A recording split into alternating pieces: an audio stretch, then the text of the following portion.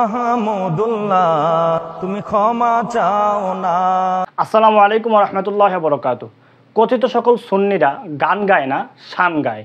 এর আরো একটি বাস্তব প্রমাণ মিলল। কি দোষ করেছো সে কথা বলো না। 90 দশকের একটি গানের সুরকে নকল করে গাওয়া কথিত এই শান আসলে আমাদেরকে কি মেসেজ দেয়? এত কুফুরি বলো না, নবীর বিরুদ্ধে বলো না। আচ্ছা, ইসলামী শরিয়া আমাদেরকে কি জানান দেয়?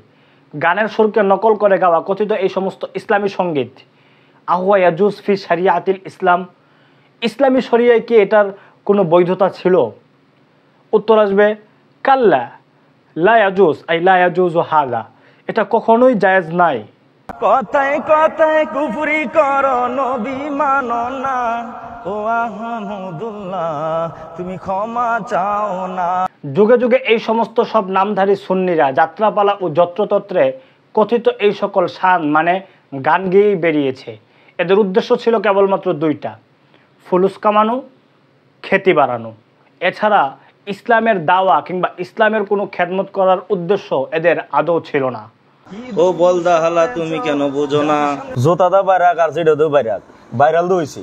ভাইরাল তো হয়েছেন বুঝলাম, কিন্তু এই ভাইরাল হওয়াটা এমন কি বিশাল যোগ্যতা অথবা এমন কি পরম প্রাপ্তি যার কারণে এত পরিমাণ খুশি বা আনন্দ পেতে হবে? এখন আমার কথা হইলো যে মানে জোতাদা বাইরাক যেটা তেমন সেটা করে ভাইরাল হইতে চায় নাকি? হ্যাঁ ভাইরাল হইলেছি ভাই, ভাইরাল তো টিকটকাররাও হয়, এটা এমন আহামরি কি? যাক একটা হইলেছি, হ্যাঁ একটা হইলেছি। আল্লাহ জোতাদা বাইরে করুক, যেমনি মন চায় এমনি করুক নাকি? কথিত এই সমস্ত সুন্নিরা কি পরিমাণ হিপোক্রেট আশা করি আর খুব বেশি ব্যাখ্যা বিশ্লেষণ করবার প্রয়োজন নেই। জুতা পেটা করেও যদি এদেরকে ভাইরাল করা যায় তবুও এরা সন্তুষ্ট। রুচির কি দুর্ভিক্ষ রে ভাই! মানে আহমদুল্লাহ এরকম বক্তা আছে ওয়াশিংটনে তো ফোন দেয়, আমেরিকাতে ফোন দেয়।